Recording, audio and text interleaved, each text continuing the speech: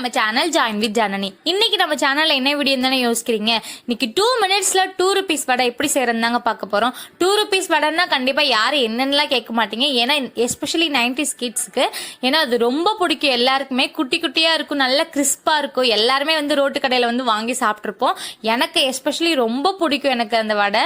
So அதை ஹெல்த்தியா எப்படி சாப்பிட்றது அப்படிங்கறத ஒரு தட்டைப்பயிர் வச்சு எப்படி 2 minutesல உங்களுக்கு வடை சாப்பிடணும்னு தோணுதா, டக்குன்னு 2 minutesல வடை செஞ்சு நீங்க சாப்பிட்டுக்கலாம். ஸோ அதை எப்படி செய்யறதுதான் பார்க்க போறோம். அதுக்கு முன்னாடி தட்டைப்பயிரோட பெனிஃபிட்ஸ்லாம் என்னென்னு நான் ஆல்ரெடி என்னோட டயட் வீடியோல கொடுத்துருக்கேன். அது பார்க்கலன்னா கீழே டிஸ்கிரிப்ஷன்ல லிங்க் தர, கிளிக் பண்ணி போய் அந்த வீடியோ பார்த்துட்டு வந்துருங்க.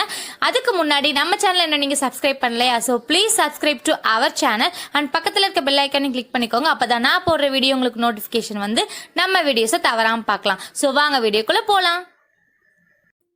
ஸோ ஃபர்ஸ்ட் பார்த்தீங்கன்னா நான் தட்டைப்பயிரை நாள் நைட்டே ஊற வச்சுட்டேங்க.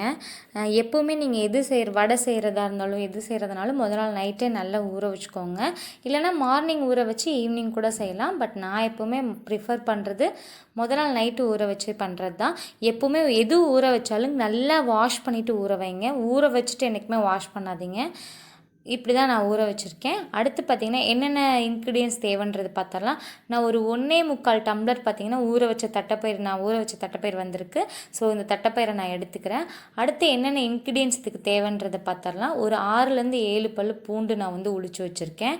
அடுத்து பார்த்திங்கன்னா ஒரு பெரிய வெங்காயத்தை நல்லா குட்டி குட்டியாக ஸ்லைஸ் பண்ணி வச்சுருக்கேன். உங்களுக்கு சின்ன வெங்காயம் வேணும்னாலும் நீங்கள் சின்ன வெங்காயம் ஆட் பண்ணிக்கோங்க. 2 பச்சை மிளகாய் எடுத்திருக்கேன். கொஞ்சோண்டு கருவேப்பிலை எடுத்திருக்கேன். ஒரு 2 டீஸ்பூன் பார்த்திங்கன்னா கடலைப்பருப்பு எடுத்திருக்கேன். அடுத்து ஒரு 2 டீஸ்பூன் பார்த்திங்கன்னா ஜீரகம் மிளகு எடுத்திருக்கேன். தேவையான அளவு உப்பு.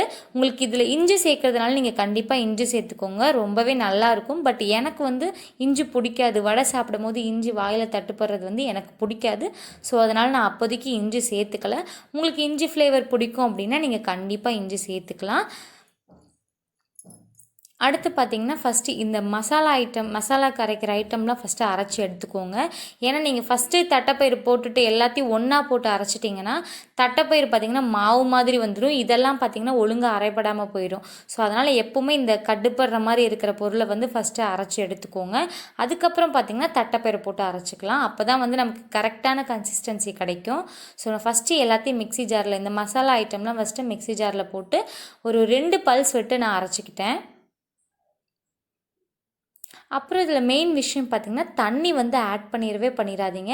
ஏன்னா தண்ணி தட்டைப்பயிர்லேயே இருக்கும். ஸோ நீங்கள் தட்டைப்பயிர் போடும் போது ஈக்குவல் ஆகிடும். ப்ளஸ் நம்ம வெங்காயமும் போட்டிருக்கோம். ஸோ தண்ணி தேவையே படாது. நீங்கள் தண்ணி கண்டிப்பாக ஊற்றிடாதீங்க. அப்புறம் வடை தட்டுறதுக்கு வராது. ஸோ ஃபஸ்ட் நம்ம இதெல்லாம் அரைச்சிடலாம்.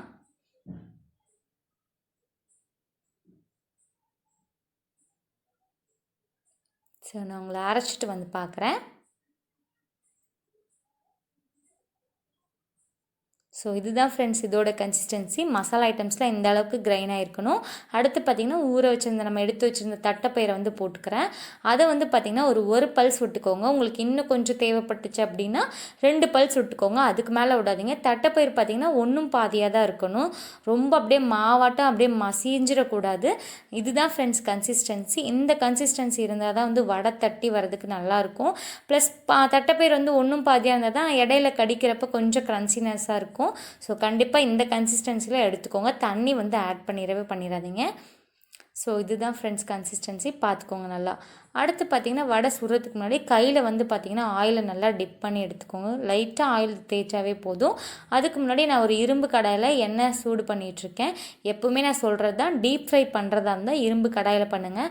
அப்போ தான் எண்ணெய் பிடிக்காது. நமக்கு எண்ணெய் சீக்கிரம் தீராது. ஸோ அதை ஹீட் பண்ணிகிட்ருக்கேன்.